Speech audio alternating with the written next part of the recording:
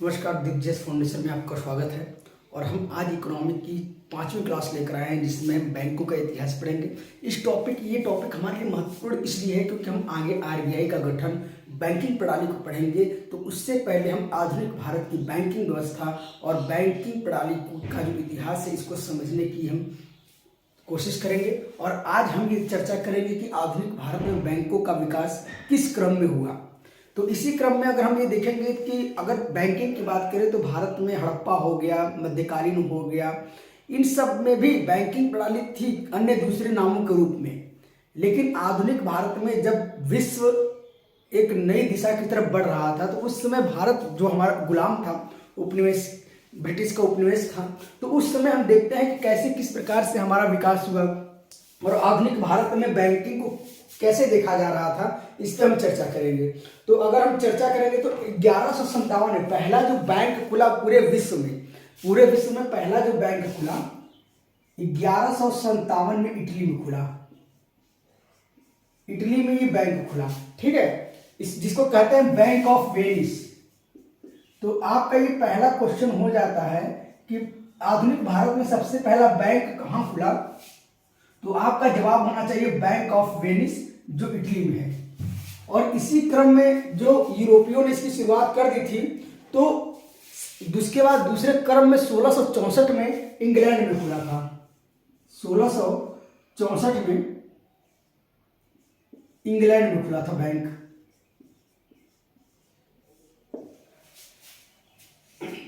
अब देखिए, भारत जो है इंग्लैंड का उपनिवेश था।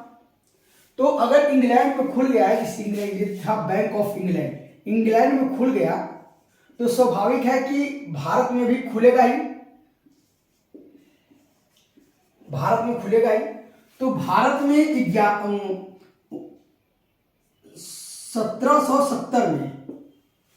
1770 में जो यूरोपीय पद्धति से, यानी कि यूरोपीय प्रणाली से जो पहली बैंक खुली, उस बैंक का नाम था bank of Hindustan. Bank of Hindustan,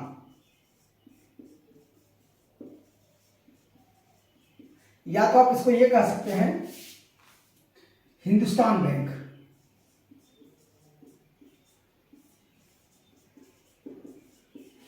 तो अगर आपसे क्वेश्चन ये पूछे कि आधुनिक भारत में पहला बैंक भारत में कौन सा खोला गया, तो वो आप कहेंगे बैंक ऑफ हिंदुस्तान। और ये विदेशी पूंजी के ऊपर निर्भर था, विदेशी पूंजी के हिसाब खोला गया था।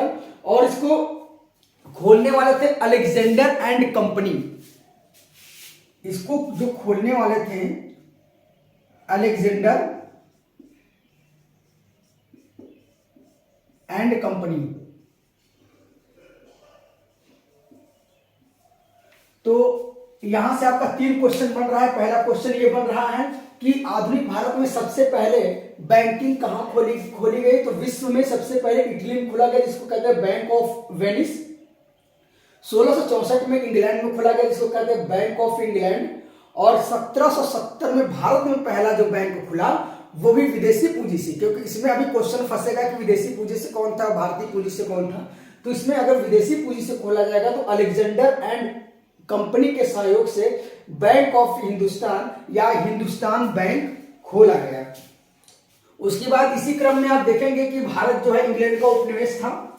और भारत की जो प्रेसिडेंशियल, जैसे कि बॉम्बे हो गया, कलकत्ता हो गया, मद्रास हो गया, तो यहाँ पे भी कंपनियों के और व्यापारियों के व्यापार को स्थायी बनाने के लिए या फिर पैसे का निर्गमन करने के लिए, मुद्राओं का निर्गमन करने के लिए बैंकिंग प्रणाली की आवश्यकता पड़ी।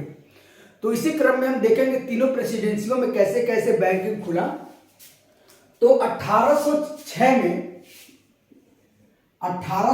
में बैंक ऑफ बंगाल खुला, बंगाल में बैंक ऑफ बंगाल। इसी क्रम में 1840 में बैंक ऑफ बॉम्बे खुला। 1840 में बैंक ऑफ बॉम्बे।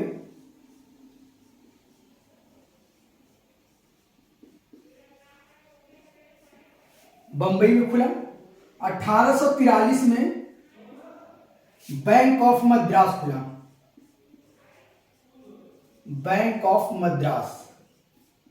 ध्यान देंगे इस चीज को कि जो भारत में 3 प्रेसिडेंशियल थी, जो ब्रिटिशर्स की 3 प्रेसिडेंस थी, बंगाल, बॉम्बे, मद्रास, तो कहीं न कहीं व्यापारिक गतिविधियां यहीं पे ज्यादा होती थी, तो यहीं पे लोगों को पैसे की ज्यादा आवश्यकता पड़ती थी, बचत ज्यादा करनी थी, ऋण ज्यादा लेना था। तो इस प्रकार से तीनों प्रेसिडेंसियों में बैंकिंग प्रणाली की शुरुआत की गई। 1806 में बैंक ऑफ बंगाल, 1840 में बैंक ऑफ बॉम्बे और 1843 में बैंक ऑफ मद्रास। उसके बाद ये तीनों प्रेसिडेंशियल बैंक, ये इन्हीं तीनों प्रेसिडेंशियल बैंक को मिलाकर आगे बना दिया गया इंपीरियल बैंक 1921 में। इन्हीं बैंकों को मिलाकर बना दिया गया था इंपीरियल बैंक 1921 में। अब इंपीरियल बैंक जो था वो केंद्रीय बैंक का काम करता था। अब देखिए, हर देश में एक केंद्रीय बैंक होता है। केंद्रीय बैंक का काम क्या होता है? केंद्रीय बैंक का कि वो मुद्रा की छपाई करता है, यानी कि नोट की छपाई करता है, सिक्कों की छपाई करता है। दूसरा काम क्या है कि तरलता को मेंटेन करता है, यानी लिक्विडिटी को। अब आपको समझ में नहीं आ रहा होगा कि तरलता क्या है, लिक्विडिटी क्या है, तो जैसे हम सब बता देते हैं कि मार्केट में कितना पैसा रहेगा, मार्केट में कितना पैसा रहेगा ये बैंक डिसाइड करती है अपनी मौद्रिक नीतियों के कारण। मौद्रिक नीति उपकरण का प्रयोग करके लिक्विडिटी को मेंटेन करती है, पैसे की छपाई करके लिक्विडिटी को मेंटेन करती है। तो इसी को कहते हैं मुद्रा का नियंत्रण। उसके बाद ये जो है, जो केंद्रीय बैंक होता है, सभी बैंकों का बैंक होता है। केंद्रीय बैंक जो होता है बैंकों को ऋण देता है और बैंकों से ऋण लेता है और बैंकों का जमा करता है। तो हर देश में केंद्रीय बैंक होता है। तो 1921 में bank of Bengal, bank of Bombay और बैंक ऑफ मद्रास को मिलाकर इंपीरियल बैंक की स्थापना की गई, जो भारत में केंद्रीय बैंक का काम करता था, जो मुद्रा की छपाई करता था, तरलता को मेंटेन करता था और बैंकों का बैंक होता था। इसी क्रम में 1865 में इलाहाबाद बैंक की स्थापना होती है। 1865 में इलाहाबाद बैंक की स्थापना होती है। इलाहाबाद बैंक जिसकी हेडक्वार्टर कलकत्ता में होता है उस समय 1865 में। अब देखिए, भारत भी थोड़ा सा सक्रिय होने लगे इन सब चीजों में। भारत में थोड़ा सक्रिय होने लगे तो 1881 में अवध कमर्शियल बैंक की स्थापना होती है। 1881 में अवध कमर्शियल बैंक की स्थापना होती है।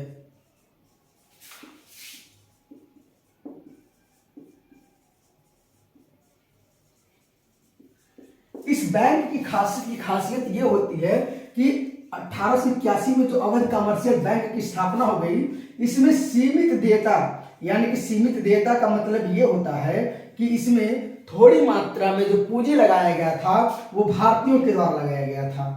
तो पहली बार, अब देखिए आपका क्वेश्चन ये बन सकता है एग्जाम में कि सीमित देयता के साथ पहली बार भारतीय बैंक कब खोला गया था, तो आपका जवाब होना चाहिए 1881 में अवध कमर्शियल बैंक, जो सीमित देयता के साथ प्रारंभ होता है, स्टार्ट होता है, इसकी स्थापना होती है।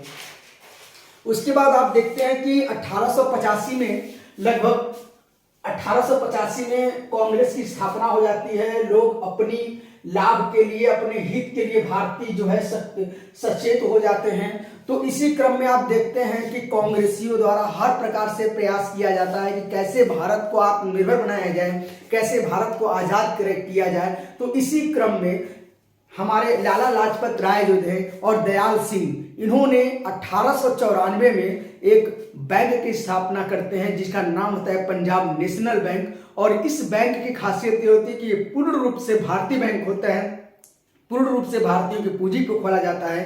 तो अगर आपसे क्वेश्चन ये बनता है कि भारत में पूर्ण भारतीय पूंजी से बना हुआ बैंक कौन सा है, तो उसको आप इसका जवाब देंगे तो 1894 में पंजाब नेशनल बैंक की स्थापना होती है। पंजाब नेशनल बैंक, जिसके संस्थापक होते हैं दयाल सिंह तथा लाला लाजपत राय। ये वनडे एग्जाम और बैंक पीओ के एग्जाम में ये क्वेश्चन पूछे जा सकते हैं, यूपी पेट के एग्जाम में क्वेश्चन पूछे जा सकते हैं। तो ये सब क्वेश्चन बहुत महत्वपूर्ण है कि जो भारत का पहला भारतीय पूंजी बैंक यानी पूर्ण रूप से भारतीय बैंक कब खोला गया, तो 1894 का पंजाब नेशनल बैंक। अब इसी क्रम में आते हैं 1920 तक। देखिए लगभग 50 बैंक खोले जा चुके थे। 1920 तक लगभग 50 बैंक खोले जा चुके थे और जो ब्रिटिशर्स थे, जो अंग्रेज थे, उनके सामने एक समस्या ये थी कि इस बैंकों का नियंत्रण कैसे किया जाए और बैंकों में मुद्रा की छपाई या फिर इसकी लिक्विडिटी यानी तरलता को कैसे मेंटेन किया जाए, क्योंकि भारत उस समय व्यापारिक फायदे में चलता था, तो उसको मेंटेन करना बहुत जरूरी था। तो ब्रिटिशर्स के सामने एक समस्या ये थी कि बैंकों को कैसे नियंत्रण किया जाए। 1920 तक लगभग 50-60 बैंक खोले जा चुके थे और ये समस्याएं बनती जा रही थी कि आर्थिक जो स्थिरता बनी हुई है, आर्थिक विकास जो हो रहा है, मतलब कि आर्थिक विकास तो ब्रिटिशर्स का हो रहा था क्योंकि भारत तो गुलाम था, लेकिन उनके लिए चिंता का विषय था। तो इसी क्रम में उन्होंने 1921 में इंपीरियल बैंक की स्थापना करते हैं। अब इंपीरियल बैंक को हम जरा समझ लेते हैं। तो बंगाल जो बैंक था, bank of Bengal, bank of Bombay और बैंक ऑफ मद्रास, इन तीनों बैंकों को मिलाकर ये बनाते हैं इंपीरियल बैंक। इंपीरियल बैंक बनाते हैं 1921 में। 1921 में इस बैंक का काम क्या था कि इस बैंक का काम यह था कि एक केंद्रीय बैंक के रूप में काम करेगा। ठीक है, केंद्रीय बैंक के रूप में काम करेगा। अब केंद्रीय बैंक के रूप में काम करेगा तो इस केंद्रीय बैंक के रूप में काम करेगा तो इसका काम क्या है? पहला काम क्या है कि ये बैंकों को नियंत्रण करेगा, बैंकों को नियंत्रण करेगा। उसके बाद ये मुद्रा की छपाई करेगा, यानी कि नोट की छपाई करेगा, सिक्कों की छपाई करेगा। ठीक है, मुद्रा की छपाई करेगा, भारतीय खजाने का संरक्षण करेगा,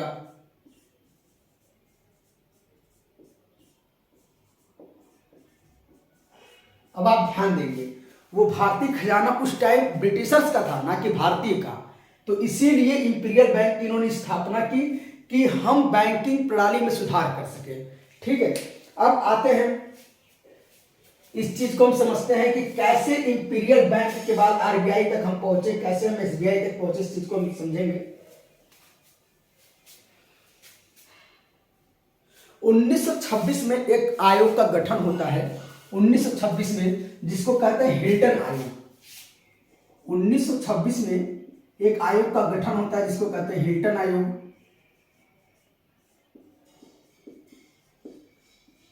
या तो इसको कहते हैं शाही आयोग,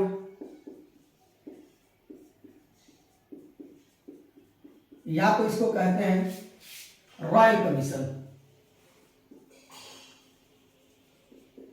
रॉयल कमीशन। अब भैया 1926 में जो हिल्टन आयोग का गठन हुआ तो इन्होंने कुछ प्रस्ताव दिए। तो पहला प्रस्ताव यह था कि जो भैया इंपीरियल बैंक है, जो इंपीरियल बैंक है, जो इंपीरियल बैंक है, उसके ऊपर दबाव बहुत ज्यादा है। कैसे दबाव ज्यादा है? क्योंकि एक तो एक केंद्रीय बैंक का काम करता था, लेकिन ये प्राइवेट बैंक था और प्राइवेट बैंक के साथ साथ ये अपनी भी बैंकिंग की काम करता था और ये इंपीरियल बैंक हमेशा लाभ के उद्देश्य से कार्य करता था। तो हिल्टन आयोग ने ये कहा कि भैया जी एक भारत में केंद्रीय बैंक की स्थापना किया जाए। अब आपको ये चीज ध्यान देना होगा कि इंपीरियल बैंक जो था केंद्रीय बैंक के रूप में काम करता था, लेकिन केंद्रीय बैंक था नहीं, तो केंद्रीय बैंक की स्थापना की बात की गई। ठीक है, तो इसी क्रम में 1930 में केंद्रीय बैंक जांच समिति का गठन किया गया। इसी क्रम में 1930 में केंद्रीय बैंक जांच समिति का गठन किया गया 1930 में। तो इन्होंने भी क्या सुझाव दिया,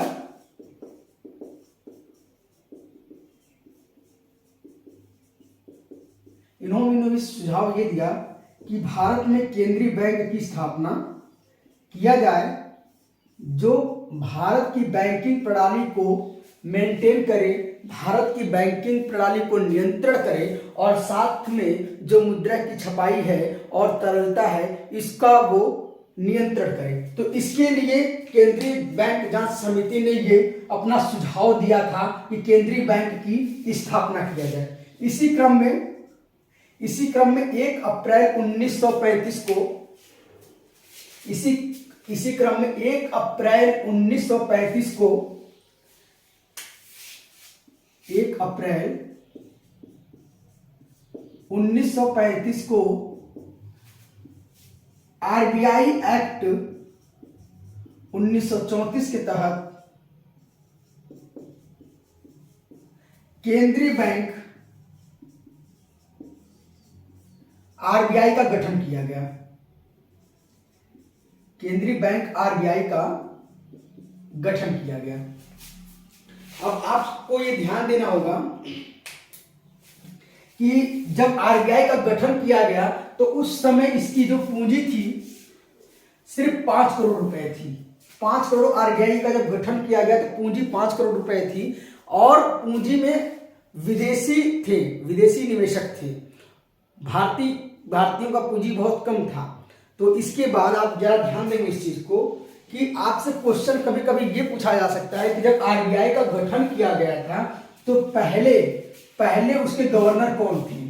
तो जब 1935 में आरबीआई का गठन किया गया था तो उसके पहले गवर्नर ये आपसे क्वेश्चन पूछा जा सकता है, ओसबॉर्न स्मिथ थे।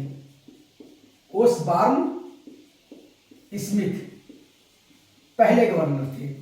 ये आपको इस चीज को नोट करना चाहिए। उसके बाद जब हमारा देश आजाद हो गया 1947 में, तो 1947 में देश आजाद जब हो गया तो 1949 में आरबीआई का राष्ट्रीयकरण हो गया।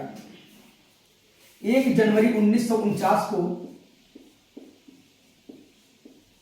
आरबीआई का राष्ट्रीयकरण हो गया।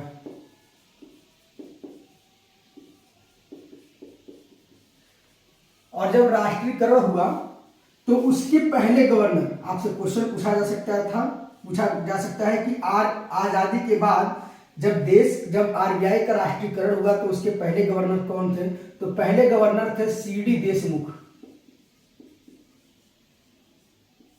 और कभी कभी ऐसा भी पूछा जा सकता है कि जो सीडी देशमुख का फुल फॉर्म क्या है, सीडी देशमुख का पूरा नाम क्या है। तो सीडी देशमुख का पूरा नाम है चिंतामणि द्वारकानाथ देशमुख। तो ये तो हम समझ गए कि कैसे कैसे इंपीरियल बैंक से कैसे कैसे हम 1170 से जो इंग्लैंड था और उसके बाद 1770 से जो पहला भारतीय बैंक खुला उसके बाद हम आरबीआई तक कैसे पहुंचे। इसी क्रम में हम आगे देखेंगे कि कैसे 1955 में क्या और सुधार हुआ। तो इंपीरियल बैंक जो था, जो केंद्रीय बैंक का काम करता था, उसको 1955 में इंपीरियल बैंक को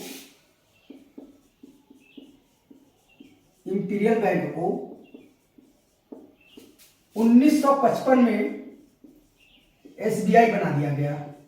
तो एसबीआई का गठन 1955 में, आप ये भी कह सकते हैं कि एसबीआई का गठन 1955 में किया गया। उसके बाद इसी क्रम में 1 जुलाई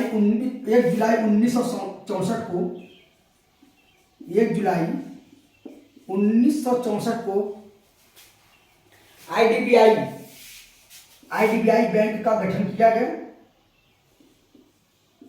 आईडीबीआई बैंक का गठन किया गया। आईडीबीआई बैंक मतलब industrial development bank of India, जिसका हेडक्वार्टर मुंबई में है। उसके बाद इंदिरा गांधी की सरकार थी। 19 जुलाई 1964 को 14 बैंकों का राष्ट्रीयकरण किया गया। 19 जुलाई 1964 को 14 बैंकों का राष्ट्रीयकरण किया गया, जिनकी पूंजी 50 करोड़ से अधिक थी। जिनकी पूंजी 50 करोड़ से अधिक थी। और इसी क्रम में 15 अप्रैल 1980 को 15 अप्रैल 1980 को 6 बैंकों का राष्ट्रीयकरण किया गया। 6 बैंकों का राष्ट्रीयकरण किया गया। तो आपसे सवाल ये पूछा जा सकता है वनडे एग्जाम में या पीसीएस में या फिर यूपी पेट एग्जाम में कि बैंकों का राष्ट्रीयकरण कब कब हुआ। तो आपको डेट दे सकता है या फिर ये पूछ सकता है कितने बैंकों का हुआ। तो इस प्रकार से क्वेश्चन बन सकते हैं। अब आप ये मैं बार बार इस्तेमाल कर रहा हूं राष्ट्रीयकरण का, तो आपको पहले चीज समझिए कि राष्ट्रीयकरण होता क्या है। कोई बैंक या संस्था होती है जब, तो उसमें 100% पूंजी होता है। ठीक है, इस 100% में यदि 51% से अधिक जो पूंजी होता है वो अगर सरकार का हो जाता है या सरकार खरीद लेती है तो उसको कहते हैं राष्ट्रीयकरण। अब बैंकों का राष्ट्रीयकरण या संस्थाओं का राष्ट्रीयकरण करते क्यों हैं ये भी समझ लीजिए। बैंकों का राष्ट्रीयकरण तब किया जाता है जब उस संस्था का उद्देश्य लाभ से हटाकर जन कल्याण कर दिया जाता है। जैसे अगर इसमें पूंजियों का मतलब विदेशी पूंजियों का या फिर अन्य पूंजीपतियों का इसमें पूंजी लगा रहेगा तो बैंक का उद्देश्य क्या होगा कि ज्यादा से ज्यादा लाभ कमाएं। और भारत की जो परिस्थिति ये थी कि बैंक जो है लोगों को जन कल्याण की भावना से कार्य करे, तो इस समय जिस भी संस्था का राष्ट्रीयकरण होता है उसका मकसद यही होता है कि जन कल्याण की भावना हो। और जिस भी संस्था का राष्ट्रीयकरण न करके प्राइवेटाइजेशन किया जाता है या निजीकरण किया जाता है तो उसका उद्देश्य क्या होता है कि पूंजीपतियों को लाभ पहुंचाना। सरकार बार बार ये कहती है कि हमारे पास पैसे नहीं है निवेशक को आकर्षित करने के लिए या फिर निवेशकों को बढ़ावा देने के लिए हम प्राइवेटाइजेशन करते हैं। तो इसका सीधा सीधा तात्पर्य ये है कि जो सरकार जो है अब जन कल्याण की भावना से हटकर लाभ के उद्देश्य से कार्य कर रही है। तो ऐसे में उस समय की आप देख सकते हैं कि इंदिरा गांधी ने कितना बढ़िया काम किया था कि 2 बैंकों को 2 बार, एक बार 14 बैंकों का, एक बार 6 बैंकों का राष्ट्रीयकरण कर दिया था। लोगों को जो जनता यहाँ थी जन कल्याण की भावना से लोगों को बैंकिंग प्रणाली सिस्टम से जोड़ने के लिए, समावेशी विकास करने के लिए 20 बैंकों का राष्ट्रीयकरण किया गया था। और आज की समस्या ये है कि भारत में बैंकिंग प्रणाली में प्रत्यक्ष या अप्रत्यक्ष रूप से बड़े बड़े पूंजीपतियों और व्यापारियों का इस प्रकार से हस्तक्षेप हो गया है कि सरकार सिर्फ देख रही है, सिर्फ उसके देखने के सिवा उसके पास कोई ऑप्शन नहीं है, क्योंकि सरकार जो है पूंजीपतियों के इशारे पर कार्य कर रही है। क्योंकि इसका उद्देश्य जो है जन कल्याण की भावना न होकर निजी हित को है। इसीलिए आप देख रहे हैं कि संस्थाओं का प्राइवेटाइजेशन हो रहा है, संस्थाओं का निजीकरण हो रहा है। तो इसके खिलाफ आपको हमको सबको आवाज उठानी चाहिए कि सरकार जो है जन कल्याण की भावना से हटकर लाभ के उद्देश्य से कार्य कर रही है। आगे हम चलेंगे 1 जनवरी 1982 को। इसी क्रम में एक और देख लेते हैं कि 1976 में आरआरबी बैंक का गठन होता है। ठीक है, 1 जनवरी 1982 को एग्जिम बैंक का गठन होता है। एक्सपोर्ट इंपोर्ट बैंक का गठन होता है, export import bank of India. ठीक है, और इसी क्रम में हम आगे चलेंगे 12 जुलाई 1982 को 12 जुलाई 1982 को शिवरमण समिति की सिफारिश पे, शिवरमण समिति की सिफारिश पे 12 जुलाई 1982 को नाबार्ड बैंक की स्थापना होती है।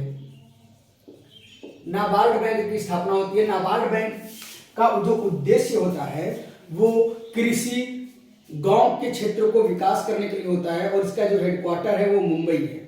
तो अगर नाबार्ड का फुल फॉर्म आपसे कभी पूछे तो इसका आप बता सकते हैं national bank of agriculture and rural development.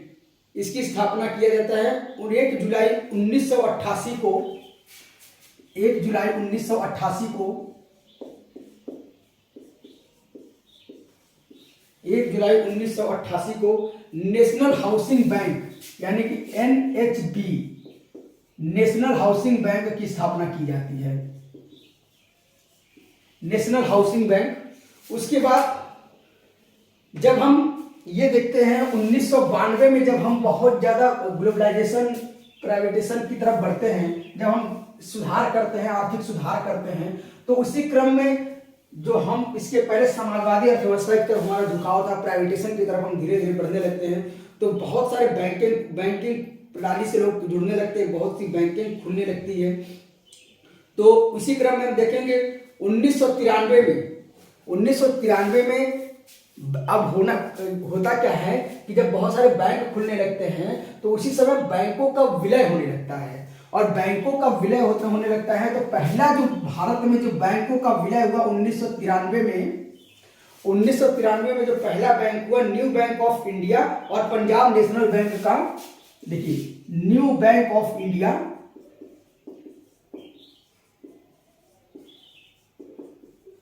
और पंजाब नेशनल बैंक का विलय हुआ।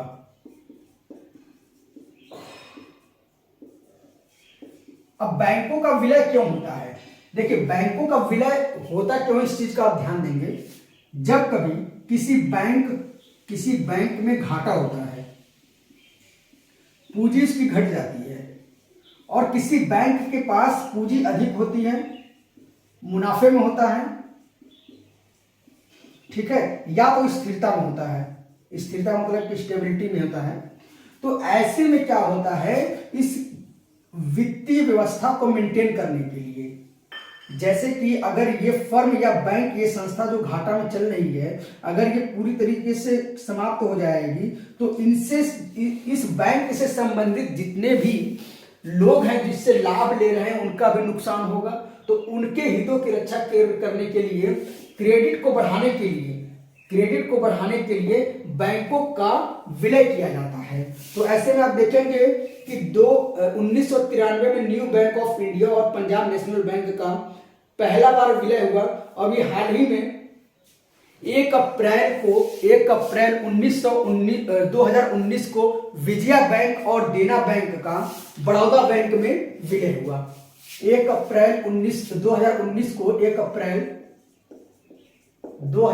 को विजया बैंक और देना बैंक का विलय हुआ, बैंक ऑफ बड़ौदा में। तो ऐसे में आप ये देख सकते हैं कि हमने बैंकिंग प्रणाली, बैंकिंग के इतिहास को हम कैसे समझे कि हम कैसे 1770 से आज 2023 तक हम पहुंच पाए। तो इसके बाद हम, अगर आपको बैंक पीओ की तैयारी कर रहे हैं या फिर वनडे एग्जाम की तैयारी कर रहे हैं, तो हमने आपको, इसका हिस्ट्री तो बहुत ज्यादा है, हमने छोटा छोटा शॉर्ट फॉर्म में आपको बता दिया। लेकिन अगर आप इसकी तैयारी कर रहे हैं तो आपको इन बैंकों की स्थापना वर्ष, कब स्थापना हुआ था, उसके बाद वर्तमान में इन बैंकों के सीईओ कौन है, डायरेक्टर कौन है, इस चीज को आपको नोट डाउन कर लेना चाहिए। जैसे वनडे बैंक और पीओ में तो ये एग्जाम में पूछे जाते हैं कि वर्तमान में इस बैंक के सीईओ कौन है, डायरेक्टर कौन है। तो इस तरीके से आपको तैयार करना पड़ेगा। दीप जीएस फाउंडेशन के साथ जुड़ने के लिए थैंक यू वेरी मच।